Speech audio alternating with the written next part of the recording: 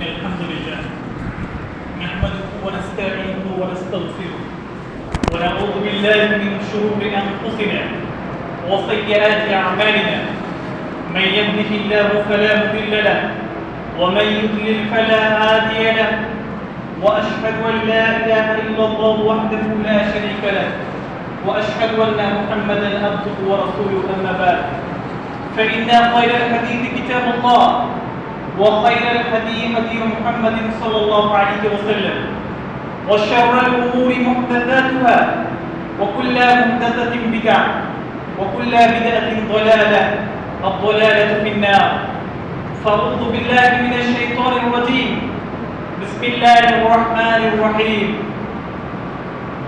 ليلة القدر خير من ألف شهر وعن أبي هريرة رضي الله تعالى عنه قال قال رسول الله صلى الله عليه وسلم آتاكم رمضان شهر مبارك فرض الله عز وجل عليكم صيامه تفتح فيه أبواب السماء وتغلق فيه أبواب الجحيم وتغل فيه ملكة الشياطين لله فيه ليلة خير من ألف شهر من حرم خيرها فقد حرم رواه النسائي সম্মানিত উপস্থিতি আমরা এমন একটা মাসের মধ্য দিয়ে উপনীত হচ্ছি সেই মাসটা হচ্ছে শাহরুন আযীম বা শাহরুন মুবারক এটা মর্যাদাপূর্ণ মাস বরকতমণ্ডিত মাস এবং হচ্ছে দয়া নাজাত এবং মাগফিরাতের মাস সেই মাসে আমরা উপনীত হয়ে আজকে একটা পবিত্র দিন ইয়ামুল জুমার জুমার দিনে আমরা মসজিদে উপস্থিত হয়েছি এই জন্য আল্লাহ সুবহানাহু ওয়া তাআলার প্রশংসা করছি আলহামদুলিল্লাহ সালাত এবং সালাম বর্ষিত হোক প্রিয় নবী মুহাম্মদ রাসূলুল্লাহ সাল্লাল্লাহু আলাইহি ওয়াসাল্লামের উপর আল্লাহুম্মা সাল্লি আলাইহি ওয়া সাল্লিম সম্মানিত উপস্থিতি আমরা বর্তমান সময়ে যেভাবে দিনাতিপাত করছি যদি আমরা পৃথিবীর মানুষের দিকে আমরা লক্ষ্য করি পৃথিবীর মানুষের কথা বাদ দিলাম বা আমাদের সারাউন্ডিং বা আশেপাশে যে সমস্ত মানুষগুলো রয়েছে তাহলে আমরা দেখতে পাই যে প্রত্যেকেই আজকে ব্যস্ততার মধ্যে ডুবে রয়েছে আজকে প্রত্যেকটা মানুষ গাফিল বা উদাসীনতার মধ্যে ডুবে রয়েছে প্রত্যেকের মধ্যে আজকে শুধু ব্যস্ততা লেগেই রয়েছে আমরা পৃথিবীতে কি জন্য এসেছি এটা ভুলে গেছি এজন্যই আমরা হয়ে গেছি আত্মভোলা মানুষ তো এই পরিস্থিতিতে আমাদের আল্লাহ সুবহানাহু ওয়া তাআলা পৃথিবীতে কেন পাঠিয়েছেন আল্লাহ সুবহানাহু ওয়া তাআলা সূরা বাকারা 34 নম্বর আয়াতে বলছেন যে ওয়াইদ ক্বালা রাব্বুকা লিল মালাইকাতি ইন্নী জাইলুন ফিল আরদি খলিফা আল্লাহ সুবহানাহু ওয়া তাআলা ফেরেশতাদেরকে বললেন যে পৃথিবীতে আমি খলিফা বানাবো খলিফা বলতে গেলে অ্যাম্বাসাডর প্রতিনিধি যখন আল্লাহ সুবহানাহু ওয়া তাআলা বা আমরা বা কোনো গভর্নমেন্ট দেখতে পাই যে কোনো একজন ব্যক্তিকে অ্যাপয়েন্ট করে অ্যাজ অ্যান অ্যাম্বাসাডর বা রাজদূত বা প্রতিনিধি হিসাবে তখন সে কিন্তু তার নিজের কাজ করতে পারে সে তখন প্রতিনিধিত্ব করে অন্য একজনের হয়ে অর্থাৎ সাবস্টিটিউশন হিসাবে সে কিন্তু কাজ করে তো আল্লাহ সুবহানাহু ওয়া তাআলা আমাদেরকে পৃথিবীতে খলিফা বা প্রতিনিধি হিসেবে বানিয়েছেন তাহলে যেহেতু তিনি খলিফা বানিয়েছেন তাহলে আমাদের কাজ হচ্ছে আল্লাহ সুবহানাহু ওয়া তাআলার প্রতিনিধিত্ব করা কিন্তু দুর্ভাগ্যজনক হলে এটাই সত্য যে শয়তানের ধোঁকায় এবং পৃথিবীর মোহে এবং পৃথিবীর যে সমস্ত আসবাব রয়েছে এবং রসদ রয়েছে যে জিনিসগুলো মানবকুলকে মোহগ্রস্ত করে যেমন আল্লাহ সুবহানাহু ওয়া তাআলা সূরা আল ইমরান সূরা নম্বর 3 আয়াত নম্বর 14 তে বলছেন যে মানুষের কাছে প্রিয় জিনিসটি বা মোহনীয় বা লোভনীয় অ্যাট্রাকটিভ এন্ড লুক্রেটিভ যেটা ইংরেজিতে বলে সেটা কি আল্লাহ সুবহানাহু ওয়া তাআলা বলছেন সূরা আল ইমরানের 14 নম্বর আয়াতে সুইকিনা লিন-নাসি হুব্বুশ শাহাওয়াতি মিনান নিসাই ওয়াল বানিন ওয়াল কানাতিরিল মুকান্তারা মিনাল যাহাবি ওয়াল ফিদ্দা ওয়াল খাইলিল মুসাওওয়ামাতি ওয়াল আনআমি ওয়াল হারথ যালিকা মাতাউল হায়াতিদ দুনিয়া ওয়াল্লাহু ইনদাহু হুসনুল মাআব আল্লাহ সুবহানাহু ওয়া তাআলা বলছে যে মানবকুলকে অর্থাৎ মানুষকে মোহগ্রস্ত করে রেখেছে বা মানুষকে গাফিল করে রেখেছে প্রথম জিনিস আল্লাহ বলছে মিনান নিসা, নারীদেরকে পুরুষদের নিকট মোহগ্রস্ত করা হয়েছে বা শোভনীয় করা হয়েছে বা অ্যাট্রাকটিভ করা হয়েছে। তারপর বলছে সুইয়িনা লিন-নাসি হুব্বু শাহাওয়াতি মিনান নিসাই ওয়াল বানিন, বানিন বলতে গেলে আমাদের সন্তান সন্ততি, আমাদের যে অফস্প্রিং রয়েছে, আমাদের যে ছেলে মেয়ে রয়েছে, সেই ছেলে মেয়েগুলো হচ্ছে আমাদের জন্য মোহগ্রস্ত বা আমাদের জন্য অ্যাট্রাকটিভ। তারপরে আল্লাহ সুবহানাহু ওয়া তাআলা বলছে ওয়াল কানাতিরিল মুকান্তারাতি মিনাল যাহাবি ওয়াল ফিদ্দা, মানে গচ্ছিত স্বর্ণ এবং রৌপ্য, মানে গোল্ড এন্ড সিলভার। এরপরে আরো বিস্তারিত পৃষ্ঠা আছে, শেষের একটু বলছি কারণ মূল যে বিষয় সেই বিষয় আসবে ইনশাআল্লাহ। তো আল্লাহ সুবহানাহু ওয়া তাআলা বলছে যে যালিকা মাতাউল হায়াতিদ দুনিয়া, এই সমস্ত জিনিসগুলো হচ্ছে পার্থিব ভোগ্য, অর্থাৎ এই জিনিসগুলো একদিন এক্সস্ট হয়ে যাবে, একদিন শেষ হয়ে যাবে, সীমিত কিছুদিনের জন্য এগুলো হচ্ছে ভোগ্যমান। উদাহরণস্বরূপ বলি, আমরা এখানে এলাম কোনো একটা বাহনের মাধ্যমে, সেই বাহনটা হয়তো পেট্রোল বা ডিজেল দিয়ে চলে, তাহলে একটা সার্টেন অ্যামাউন্ট পেট্রোল বা ডিজেল ভরা আছে, আমি একটা সার্টেন পরিমাণ রাস্তা দিয়ে যাই, তাহলে পেট্রোল কনজিউম হয়ে যাবে বা যে ফিউল ছিল সেটা শেষ হয়ে যাবে। অনুরূপভাবে এই সমস্ত জিনিসগুলো আল্লাহ সুবহানাহু ওয়া তাআলা বললেন যে এই জিনিসগুলো মানব জাতির কাছে মোহগ্রস্ত করা হয়েছে বা তাদের কাছে শোভনীয়গ্রস্ত করা হয়েছে, মানে শোভনীয় করা হয়েছে, কিন্তু এগুলো হচ্ছে যালিকা মাতাউল হায়াতিদ দুনিয়া, এগুলো হচ্ছে পৃথিবীর অল্প দিনের ভোগ্য বস্তু। আল্লাহু ইন্নাহু হুসনুল মাআব, আল্লাহ সুবহানাহু ওয়া তাআলা বলছে যে আল্লাহর কাছে চিরস্থায়ী ভোগ্য পণ্য রয়েছে বা মানুষের যে ভোগ সামগ্রী বা ভোগের আসবাব বা উপকরণ, এটা রয়েছে আল্লাহ সুবহানাহু ওয়া তাআলার কাছে। তো সম্মানিত উপস্থিতি, মূল বক্তব্যের দিকে আসি যে সময় জুমার দিনে খুব সংক্ষিপ্ত এবং এই সংক্ষিপ্ত সময়ে এটা গুরুত্বপূর্ণ বিষয় আলোচনা করতে হবে, সেই বিষয়ে এগোবো। তার আগে দুটো কথা বলে রাখা ভালো যে আমরা আত্মখোলা মানুষ, আমরা ভাবছি যে একটু সুযোগ হলে তারপরে আমাদের পাথেয় হন, কিন্তু আমরা যদি বিগত রমাদানের দিকে লক্ষ্য করি এবং এই রমাদানের দিকে যদি আমরা লক্ষ্য করি, বিগত রমাদানে যারা আমাদের সঙ্গে তারাবি সালাত আদায় করেছিল এবং আমাদের সঙ্গে রোজা রেখেছিল, আমাদের সঙ্গে ইফতার করেছিল, আমাদের সঙ্গে ঈদ করেছিল, তারা আজকে আমাদের মধ্যে অনেকেই উপস্থিত নাই। তারা পৃথিবীর মায়া কাটিয়ে এক অনন্ত অসীম জগতে পাড়ি দিয়েছে। তাদের অনেক আশা আকাঙ্ক্ষা ছিল যে সময় হলে বা সুযোগ হলে, ফুরসত হলে, অবকাশ হলে আমি আমার পাথেয় করব। আল্লাহ সুবহানাহু ওয়া তাআলা সূরা বাকারায় বলছেন যে পাথেয় জিনিসটা কি? রাস্তায় চলতে গেলে উইদাউট মানি বা টাকা ছাড়া যেমন আমরা চলতে পারি না, অনুরূপভাবে মৃত্যুর পরে সেখানে কিন্তু কারেন্সি হিসাবে টাকা পয়সা কিন্তু চলবে না, বিনিময়ের মাধ্যম সেখানে কিন্তু আল-বির আত-তাকওয়া এই সমস্ত জিনিসগুলো বা আমল সালিহা, এই সমস্ত as-সাদাকাত, এই সমস্ত জিনিসগুলো চলবে। এই পৃথিবীতে যেমন বিনিময়ের পণ্য হিসেবে যেমন কারেন্সি ব্যবহৃত হয়, আখিরাতে মৃত্যুর পরে সেই কারেন্সি কিন্তু কাজে কিন্তু আর লাগবে না। আমরা ভাবছি যে এখন আমার বয়স হয়নি, কিছুদিন যাক, তারপরে যখন একটু দাড়ি চুলগুলো একটু পাকবে, তারপরে আমরা তখন আল্লাহ সুবহানাহু ওয়া তাআলার কাছে আত্মনিয়োগ করব। কিন্তু এটা মনে রাখতে হবে যে red signal waiting for us in front of us, আমাদের জন্য লাল সিগন্যাল অপেক্ষা করছে অতি সন্নিকটে এবং আমরা জানি না, আমরা দ্রুত গতিতে গাড়ি চালাচ্ছি। কিন্তু উদাহরণস্বরূপ বলছি আপনাকে যে মনে করুন আপনি একটা নতুন রাস্তায় যাচ্ছেন, সিগন্যাল অনেক আছে কিন্তু আপনি সেই বিষয়ে নট অ্যাওয়্যার, আপনি কিন্তু সেই ব্যাপারে অবগত বা অবহিত নন, আপনি চালিয়ে যাচ্ছেন। তাহলে রেড সিগন্যাল ক্রস করলে কি হবে? এক নম্বর হচ্ছে অ্যাক্সিডেন্ট হবে, দুই নম্বর হচ্ছে আপনার অ্যাক্সিডেন্ট হলো পুলিশ আপনাকে জরিমানা করবে, আরো বিভিন্ন রকম আছে। তাহলে আপনার সেই অ্যাক্সিডেন্টে মৃত্যু পর্যন্ত হতে পারে। তাহলে আমাদের জীবনে যে রেড সিগন্যাল কোথায় আছে এটা কিন্তু আমরা জানি না। এই জন্যই বললাম যে বিগত রমাদানে আমাদের সঙ্গে যারা ইফতার করেছিল, যারা ঈদ করেছিল, তারা কিন্তু আমাদের ভাই হোক, বাবা হোক, বোন হোক, মা হোক, স্ত্রী হোক, সন্তান হোক, বন্ধু বান্ধব, আত্মীয় স্বজন হোক, অনেকে আমাদের থেকে বিদায় নিয়েছে। তারা ভাবছিল যে আমরা কোনো এক সময় অবকাশ হলে আমাদের পাতি করবো, কিন্তু তাদের সেই সৌভাগ্য হয়। তাহলে আমাদের যে আত্মভোলাপন চলছে, সেই আত্মভোলাপন কাটিয়ে আমাদেরকে আমাদের যে পাথেয় রয়েছে, আমাদের যে ব্যাংক ব্যালেন্স আমরা করি, ধন সম্পদ, অর্থ টাকা করি, এই সমস্ত জিনিসগুলো আমরা বেশি আমরা ওয়েলথ বা ধন সম্পদ হিসেবে ভাবি, কিন্তু এগুলো হচ্ছে পার্থিব দুনিয়া। আমাদের মৃত্যু হওয়ার সঙ্গে সঙ্গে এগুলো সব ফেলে চলে যেতে হয়, এগুলো কোনো কিছুই আমাদের কাজে লাগে না।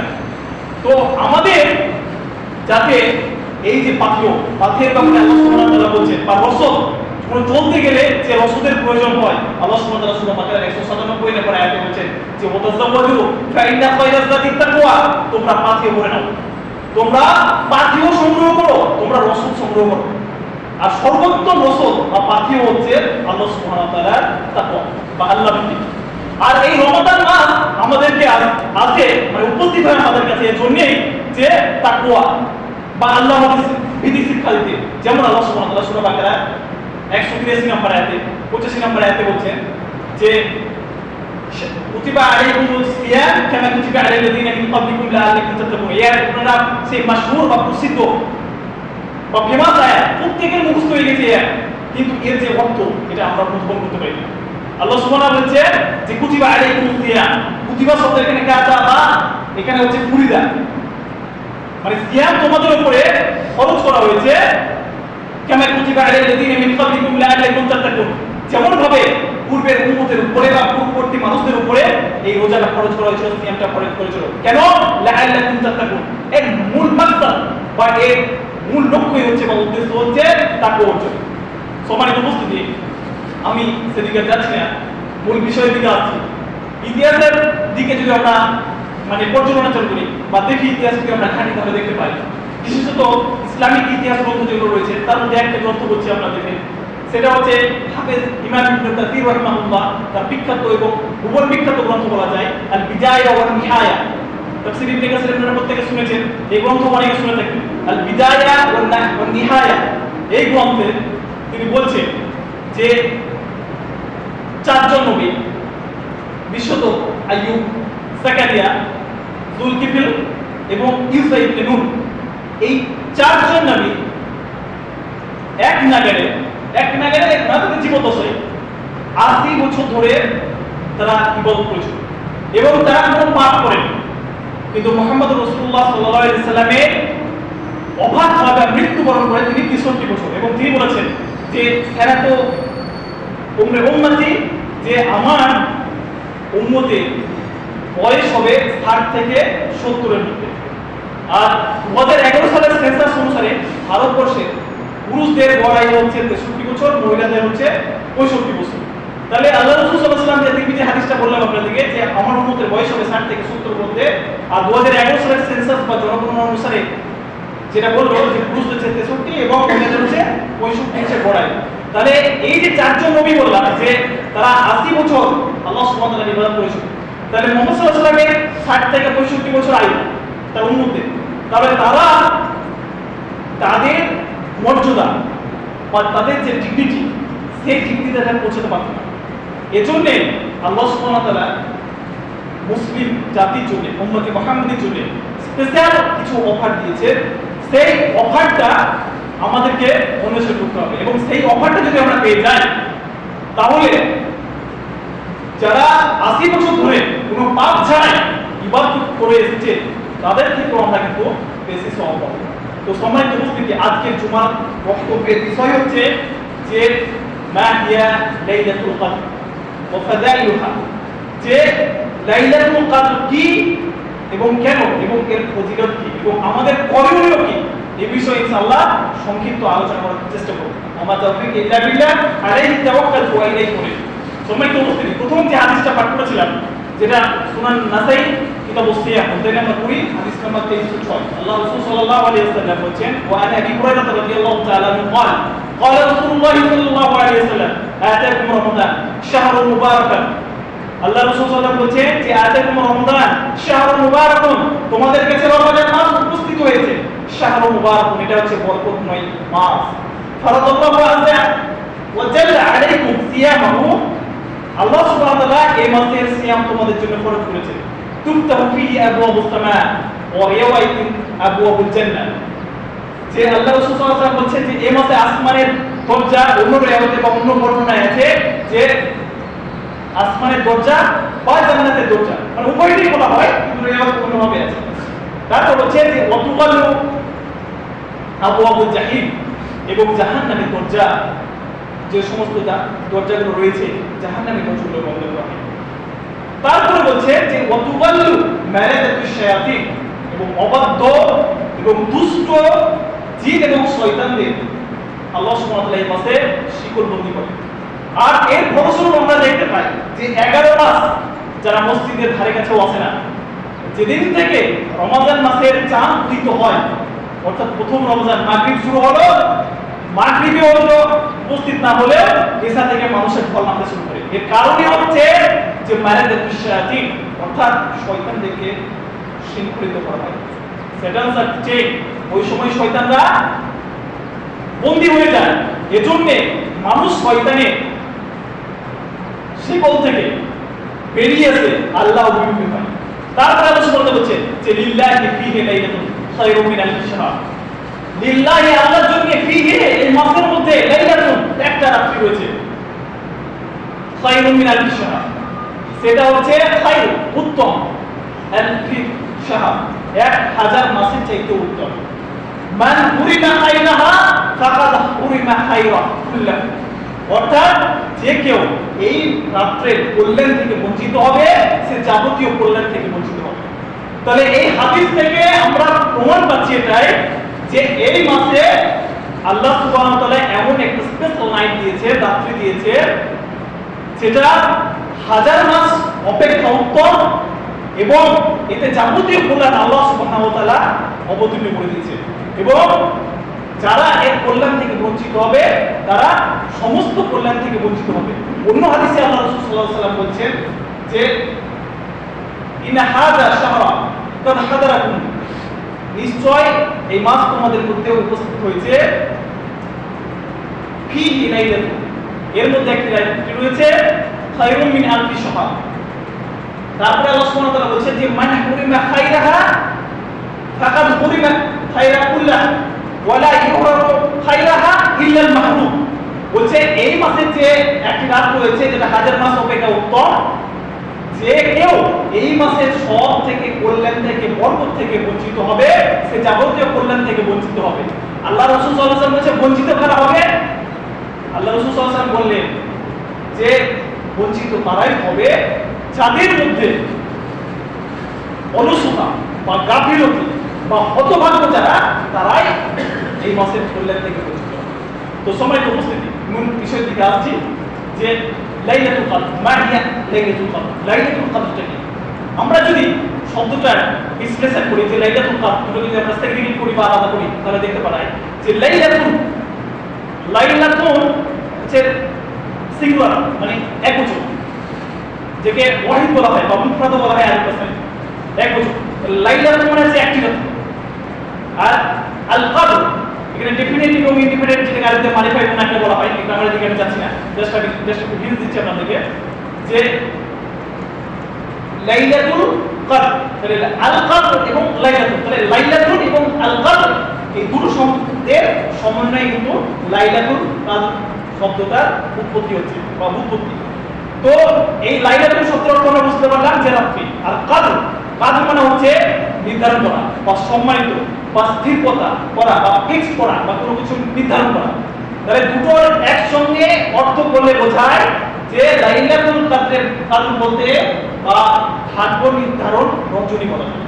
আমাদের মধ্যে অনেকে ধারণা রয়েছে যে 15 শাবান, যেমন আমরা শবে বরাত করি, আছি না আমরা, শবে বরাত থেকে আমরা ভাবি যে এটা হচ্ছে ভাগ্য রজনী, এটা ভুল। আল্লাহ সুবহানাহু ওয়া তাআলা বলছে সূরা বুখারী সূরা নম্বর 44 আয়াত নম্বর 3 এবং 4 যে ইন্না আনজালনাহু ফি লাইলাতিন মুবারাকা ইন্না কুন্না মুনদিরিন ফিহা ইফরাকু কুল্লু আমরিন হাকিম। আল্লাহ সুবহানাহু ওয়া তাআলা সূরা বুখারী সূরা নম্বর 44 আয়াত নম্বর 3 এবং 4 বলছে যে ইন্না আনজালনাহু ফি লাইলাতিন মুবারাকা, এই কুরআন অবতীর্ণ করেছি আমরা মুবারকপূর্ণ মাস বা বরকতমণ্ডিত মাস বা বরকতময় মাসে। তারপরে বলছে যে এই মাসে প্রত্যেকটা জিনিস স্থিরীকৃত হয়।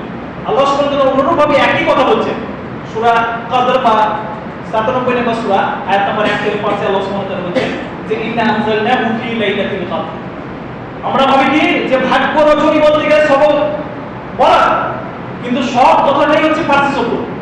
ইসলামের সঙ্গে ইসলাম যে কোরআন এবং হাদিস সেটা হচ্ছে আরবি ভাষা, এটা ভালো করে খেয়াল রাখবেন। সব শব্দটা হচ্ছে রাত্রি বোঝায় ফার্সি ভাষায়, উর্দু ভাষায়, কিন্তু আরবি ভাষায় রাত্রি বোঝায় নাইট, যেটা ইংরেজিতে আরবি ভাষায় হচ্ছে লাইট বা লাইলুন। তাহলে সব শব্দটা প্রথমেই দেখা যাচ্ছে যে এটা ফার্সি থেকে এসেছে, এটা আরবি পরিভাষা থেকে। তাহলে মেইন জিনিসটা থেকে আমি আসছি যে লাইলাতুল কদরের ব্যাপারে যে আল্লাহ সুবহানাহু ওয়া তাআলা বলেছেন যে ইন্না আনজালনাহু ফি লাইলাতুল কদর, আমি এই কোরআনটা অবতীর্ণ করেছি, আল্লাহ সুবহানাহু ওয়া তাআলা বলেছেন যে লাইলাতুল কদরে।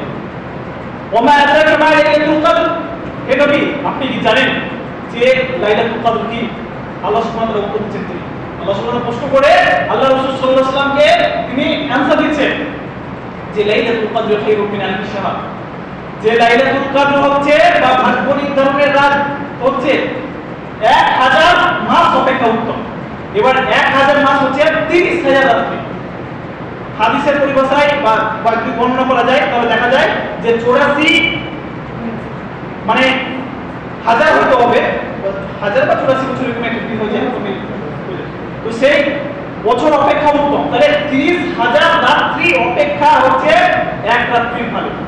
কেউ যদি এই রাত্রে সুবহানাল্লাহ একবার বলে তাহলে এর যখন মর্যাদা বেশি হচ্ছে তাহলে অবশ্যই তার সবটা বেশি হবে। আল্লাহ রাসূল সাল্লাল্লাহু আলাইহি ওয়াসাল্লাম বলেছেন যে প্রত্যেকটা আমলের সব আল্লাহ সুবহানাহু ওয়া তাআলা রমজান মাসে 7 থেকে 700 গুণ তিনি ইউদাফ অর্থাৎ ইনক্রিজ করেন, বাড়িয়ে দেন।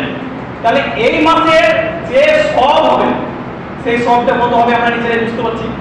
তো সম্মানিত মুসলিম, আল্লাহ সুবহানাহু ওয়া তাআলা বলেছেন কি যে লাইলাতুল কদর খায়রুম মিন আলফি শাহর তানাজ্জালুল মালায়েকাতু ওয়া রূহ ফিহা বিইذনি রাব্বিহিম মিন কুল্লি আমর সালামুন হিয়া হাত্তা মাতলাইল ফাজর, যে এই মাসে ফেরেশতারা এবং রূহ বলতে গেলে রুহুল আমিন অর্থাৎ জিবরাইল আলাইহিস সালামের কথা বলা হচ্ছে।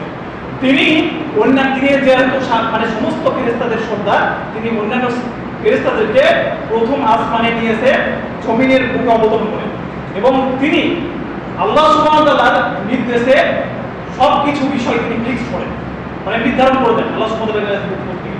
এবং এটা কতক্ষণ পর্যন্ত চলতে থাকে? সেটা হচ্ছে হাত্তা মাতলাইল ফাজর, অর্থাৎ ফজর হওয়ার আগে পর্যন্ত এটা চলতে থাকে। এবার আমরা আসি যে লাইলাতুল কদর কি এবং এর ফজিলত কি, এর আমরা বুঝতে পারলাম। লাইলাতুল কদরের সবথেকে বড় ফজিলত হচ্ছে যে আল ফুরকান। ফুরকান বলে একটা পবিত্র কোরআনের সূরা আছে, 25 নম্বর সূরা, যে আল্লাহ সুবহানাহু ওয়া তাআলা বলেছেন ইন তাত্তাকুল্লাহ ইয়াজআল লাকুম ফুরকান, যদি তোমরা তাকওয়া অবলম্বন করো আল্লাহ সুবহানাহু ওয়া তাআলা ফুরকান দান করবেন।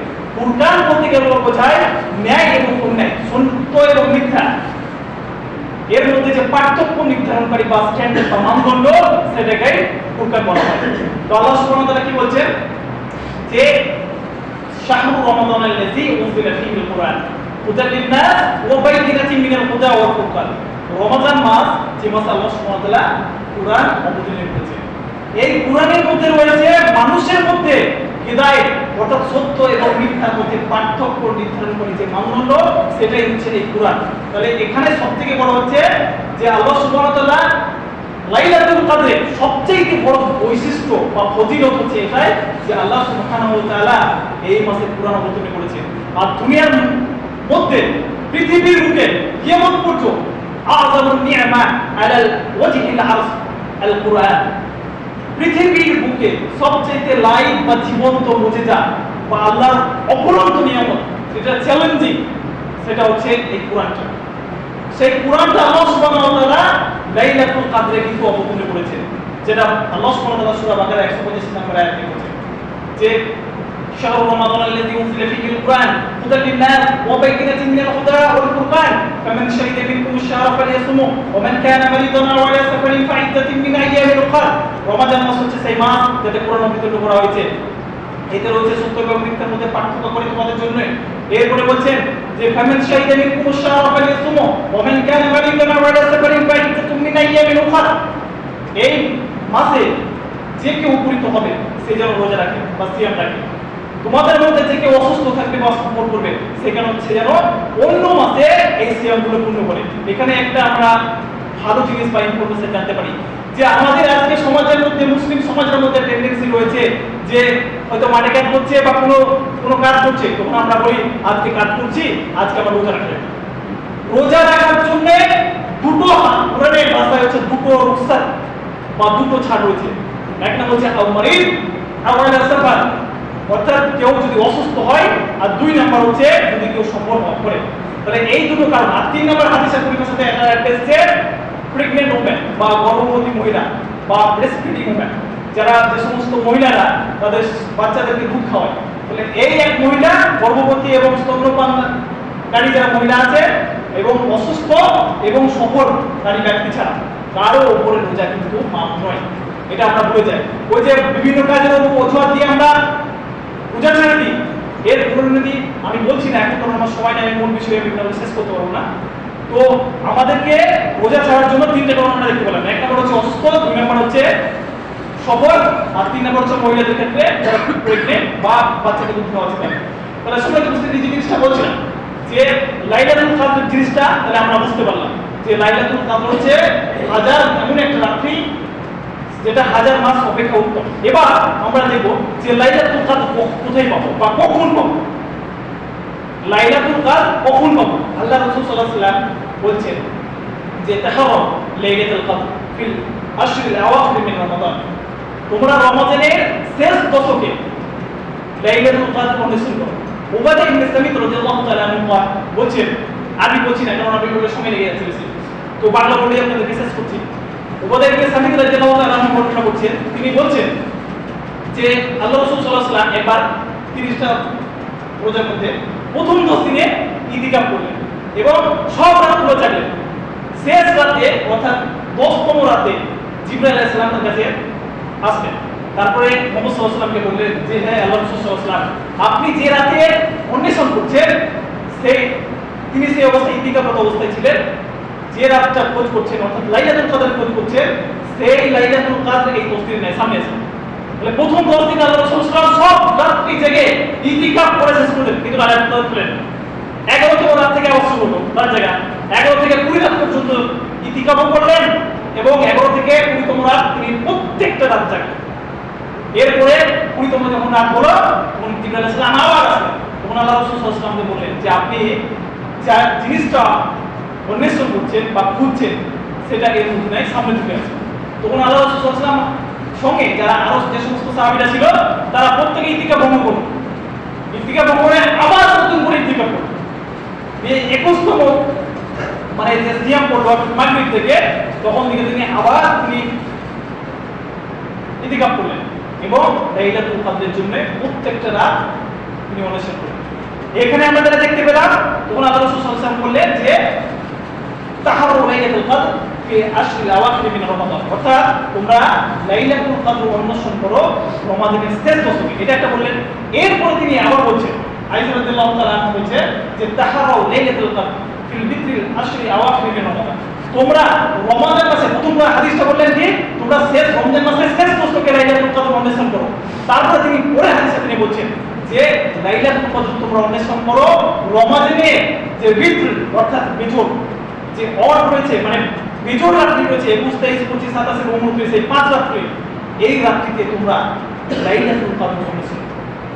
তাহলে সম্মানিত উপস্থিতি, এখান থেকে আমরা বুঝতে পারলাম যে লাইলাতুল কদর কিন্তু রমাদানের প্রথম দশকে নয়, দ্বিতীয় দশকে নয়, যেটা আল্লাহ রাসূল সাল্লাল্লাহু আলাইহি ওয়াসাল্লাম কষ্ট করেছেন তারপরে তিনি করেছেন। এবার এখানে তিনি বলেছেন 5 রাত্রি 21, 23, 25, 27 এবং 29। এবার আমাদের মধ্যে আছে যে অনেকে শর্টকাট খোঁজার চেষ্টা করি, শর্টকাট খুঁজে ভাবি যে 27তম রাত্রিতে উবাই ইবনে কাব রাদিয়াল্লাহু তাআলা সহিহ মুসলিমে একটা হাদিস আছে যে যার জন্য কষ্টকর হবে সে যেন 27তম রাত্রিতে মানে লাইলাতুল কদর অন্বেষণ করেন। কিন্তু এটা শুধুমাত্র উবাই ইবনে কাব রাদিয়াল্লাহু তাআলা আনহু শরীর উবাই ইবনে কাব নয়, এটা হচ্ছে সালমান ফারসি রাহিমাহুল্লাহ, এটা হচ্ছে উক্তি। তিনি বলছেন যে যার জন্য কষ্টকর হবে সে যেন 27তম রাত্রিতে করে। কিন্তু এটা জেনে রাখতে হবে যে আল্লাহ রাসূল সাল্লাল্লাহু আলাইহি ওয়াসাল্লাম কোনো 27 বা কোনো 21 বা 23, 25 বা 29 কোনো নির্দিষ্ট খাস করেন। আল্লাহ সুবহানাহু ওয়া তাআলা বা আল্লাহ রাসূল সাল্লাল্লাহু আলাইহি ওয়াসাল্লাম খাস করে দেননি, তার জন্য আমরা নির্দিষ্ট একটা দিনকে খাস করব। কারণ হচ্ছে যে নির্দিষ্ট একটা খাস যদি করি সেই রাতে লাইলাতুল কদর হবে এর কোনো গ্যারান্টি নেই। কারণ আল্লাহ রাসূল সাল্লাল্লাহু আলাইহি ওয়াসাল্লাম বলেছে আব্দুল্লাহ ইবনে উমর রাদিয়াল্লাহু তাআলা আনহু থেকে বর্ণিত হাদিস, তিনি বলছেন যে লাইলাতুল কদর একটা দিনে ফিক্স থাকে না। কখনো বছর 21 তারিখ হতে পারে, কখনো 23 তারিখ হতে পারে, কখনো 25 বা 27 বা 29 তারিখ হতে পারে। মানে এই 5 রাত্রির মধ্যেই লাইলাতুল কদর কিন্তু থাকবে। তাহলে আমাদের যদি একটা ফিক্স করি তাহলে কিন্তু আমরা লাইলাতুল কদর কিন্তু পাবো না। হয়তো ফিক্স করে নিলাম, সেই রাতে আমরা জাগলাম, আবার কিন্তু আমরা ঘুমিয়ে গেলাম। তাহলে আমাদের যে ফিক্স পুরো রাতে আমরা তো জানি না, আমরা তো নিশ্চিত নয়, তাহলে আমরা সেই রাত্রি যে ফজিলত বা ফাদাইল রয়েছে বা বরকত রয়েছে সেটাতে কিন্তু আমরা পৌঁছতে দেব। বাকি কোনো আমরা ছেড়ে দিলাম। যদি হয় এটা কি ইসলামে কোনো ইবাদত যদি দিয়ে হয় না, কারণ লাউ লিয়ান লাউ তো আবওয়াব শয়তান, এই যদি শব্দটা শয়তানের দরজা খুলে দেয়। আর শয়তান থেকে আমাদেরকে দূরে থাকতে আল্লাহ সুবহানাহু ওয়া তাআলা এবং আল্লাহ রাসূল সাল্লাল্লাহু আলাইহি ওয়াসাল্লাম অসংখ্যবার কোরআনে এবং হাদিসে তিনি আমাদেরকে সতর্ক করেছেন। তাহলে এখান থেকে আমরা দেখতে পাচ্ছি যে লাইলাতুল কদর আমাদেরকে রমাদানের শেষ 5টি বেজোড় রাতে আমাদেরকে অন্বেষণ বা খুঁজতে হবে। এবার কিছু আপনাদেরকে বলি যে মা হিয়া আলামাতুল লাইলাতুল কদর, লাইলাতুল কদরের আলামত বা নিদর্শন কি, কি দেখে আমরা বুঝবো যে লাইলাতুল কদর আজকের রাত্রি 21তম রাত্রি না 23, 25, 27, 29 কোন রাত্রি লাইলাতুল কদর। এই উপাদান ইবনে সামিদ থেকে আবার এক বর্ণিত হচ্ছে সহিহ মুসলিম এবং ফাতহুল বারী হাদিস সালাতে রয়েছে এই সমস্ত মানে বিস্তারিত যে আলামতটা কি। আল্লাহ রাসূল সাল্লাল্লাহু আলাইহি ওয়াসাল্লাম একদিন ওই যে বললাম সেই হাদিসটা আপনাদের বললাম প্রথম দশক, দ্বিতীয় দশক, শেষ দশকে তিনি ইতিকাফ করলেন এবং লাইলাতুল কদর অনুসরণ করলেন। তো সেই রাত্রিটা ছিল 23তম রাত্রি। তাহলে যারা বলছেন এই যে যেমন সালমান ফারসি রাহিমাহুল্লাহ কথা বললাম আপনাদেরকে যে 27তম রাত্রি যে যার জন্য কষ্টকর হবে সে যেন 27তম রাত্রিকে লাইলাতুল কদরের জন্য বেছে নেয়, তাহলে আল্লাহ রাসূল সাল্লাল্লাহু আলাইহি ওয়াসাল্লাম 23তম রাত্রিকে কিভাবে লাইলাতুল কদর। তাহলে এখান থেকে প্রমাণিত হচ্ছে যে লাইলাতুল কদর কোনো একটা নির্দিষ্ট সার্টেন নাইটে ফিক্স থাকে, এটা ঘুরতে থাকে। যেমন রমজান মাস প্রত্যেক বছর 10 দিন করে এগিয়ে যাচ্ছে, অনুরূপভাবে এই লাইলাতুল কদরের ভিতর রোটেশন করতে থাকে, কখনো 23, 25, 27, 29 সেভাবে চলতে থাকে। তো সেটা বলছিলাম যে আলামত কি বা কি লক্ষণ দেখে আমরা বুঝবো যে লাইলাতুল কদর আজকের রাতে। প্রথম যে আলামত, সেই আলামতটা হচ্ছে যে সেই রাত্রি যে রাতটা লাইলাতুল কদর হবে সেই রাতে খুব বেশি অন্ধকার হবে, মানে গভীর অন্ধকারাচ্ছন্ন রাত হবে, মানে হালকা গভীর রাত হবে। প্রথম এটা হচ্ছে আলামত। দ্বিতীয় নম্বর হচ্ছে লাইলাতুল কদর যে রাত্রি হবে সে রাতের দ্বিতীয় আলামত বা বৈশিষ্ট্য বা তার সাইন বা নিদর্শন হচ্ছে এটা যে সেই রাতের আবহাওয়া হবে নাতিশীতোষ্ণ, মানে গরমের প্রবণতা এবং শীতের তীব্রতা কোনোটাই থাকবে না। তাহলে প্রথম আমরা দেখতে পেলাম যে প্রথম যে আলামত সেটা হচ্ছে যে খুব অন্ধকারাচ্ছন্ন রাত হবে না, রাত খুবই গভীর হবে না। 2 নম্বর হচ্ছে আবহাওয়া হবে নাতিশীতোষ্ণ, অর্থাৎ গরমও হবে না ঠান্ডাও হবে না। 3 নম্বর যে এই রাতে অর্থাৎ যে রাতটা লাইলাতুল কদর হবে সেই রাতে মানুষ ইবাদত করে অধিক তৃপ্তি পাবে। আমরা অনেকখানে দেখতে পাই, দেখবেন যে যখন নামাজ পড়ি কোনো একদিন নামাজে অর্থ বেশি তৃপ্তি পাচ্ছি, কোনো দিন নামাজে তৃপ্তি পাচ্ছি না। তাহলে যেদিনকে যে রাত্রিটাতে লাইলাতুল কদর হবে মানুষ কিন্তু বেশি তৃপ্তি পাবে। 4 নম্বর আলামত যেটা হচ্ছে সেটা হচ্ছে যে এই রাতে মৃদুমন্দ বাতাস বইতে পারে, বইবে না নয় বইতে পারে, মৃদুমন্দ বাতাস বইতে পারে। 5 নম্বর এই রাতে অন্যতম একটা বৈশিষ্ট্য হচ্ছে যে এই রাতে বৃষ্টি হতে পারে, মানে হবে এমন কোনো নিশ্চিত নয়। আর শেষ আলামত যেটা আল্লাহ রাসূল সাল্লাল্লাহু আলাইহি ওয়াসাল্লাম বলেছেন সেটা হচ্ছে যে যে রাত্রে লাইলাতুল কদর হবে পরের দিনের সকাল বেলায় পূর্ণিমা চাঁদের ন্যায় সূর্যের রশ্মি হবে, অর্থাৎ তার তাপ খুব বেশি প্রখর হবে না, মানে সূর্য হবে নাতিশীতোষ্ণ আবহাওয়ার মতো থাকবে, অর্থাৎ গরমও হবে না ঠান্ডা হবে না। তাহলে এই সমস্ত আলামতগুলো দিয়ে আমরা একটু লাইলাতুল কদরের ব্যাপারে আমরা জানতে পারি।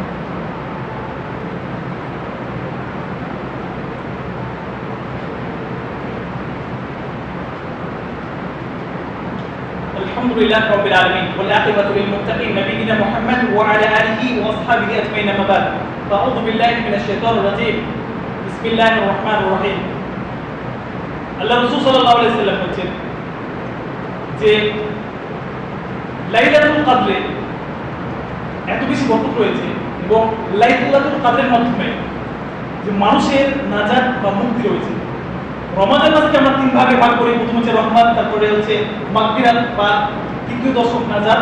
এটা নয়, পুরো মাসটাই হচ্ছে রহমত, মাগফিরাত এবং নাজাত। প্রথম 10 দিন রহমত, দ্বিতীয় 10 দিন মাগফিরাত, আর তৃতীয় 10 বা শেষ 10 দিন নাজাত। এটা নয়, পুরো মাসটাই হচ্ছে রহমত, মাগফিরাত এবং পুরো মাসটাই হচ্ছে এই তিনটা সমন্বয় হচ্ছে গঠিত।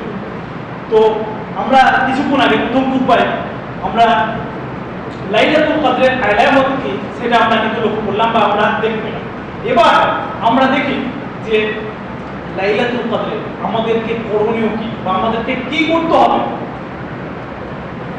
মা ইয়া আল ইবাদা ফি লাইলাতুল কদর, লাইলাতুল কদরে আমরা কি ইবাদত করব বা কি করব। আমাদের সমাজে দেখতে পাওয়া যায় যে 27তম রাত্রিতে মসজিদে মুরগি মোরগ নিয়ে হাজির হয়ে যায়, হয় কি না? আমার দিকে হয় কি না?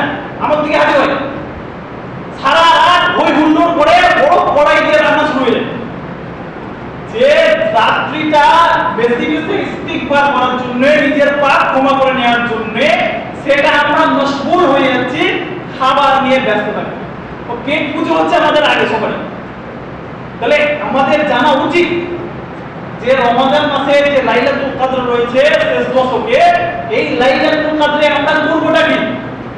লাইলাতুল কদরে প্রথম করণীয় হচ্ছে, প্রথম করণীয় আল্লাহ রাসূল সাল্লাল্লাহু আলাইহি ওয়াসাল্লাম বলেছেন, আন আয়েশা রাদিয়াল্লাহু তাআলা আনহা قالت اذا دخل العشر شد ميزاره وايقظ اهله واحيا ليله।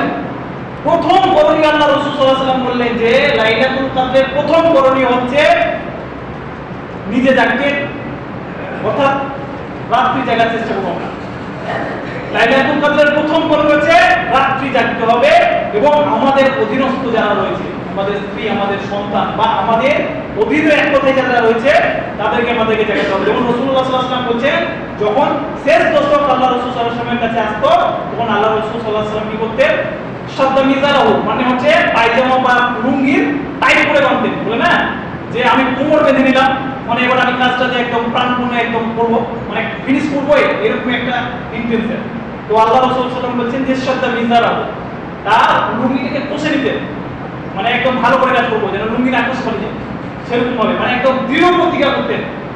তাহলে কি বলছেন? যে শাদ্দা মিজারাহু ওয়া আইকাযা আলাহু ওয়া আহইয়া লাইলাহু, তিনি পরিবার থেকে জাগাতেন, সবাইকে জাগিয়ে রাখতেন, মানে যতজন স্ত্রী ছিলেন বা সন্তান ছিলেন তাদের প্রত্যেককে তিনি জাগিয়ে দিতেন এবং সবাইকে রাত্রি জাগাতেন, পরিবার থেকে জাগিয়ে রাখতেন এবং রাত্রি যুগে ইবাদত করতেন। তাহলে প্রথম কাজ হচ্ছে রাত্রি জেগে আমাদেরকে ইবাদত করতে হবে। দ্বিতীয়, বেশি বেশি এই রাত্রে আমাদেরকে, যখন আমরা যদি আমরা তারাবিহ করি তাহলে তারাবিহতে আমাদেরকে কিরাত, রুকু, সিজদা এগুলো দীর্ঘ করতে হবে।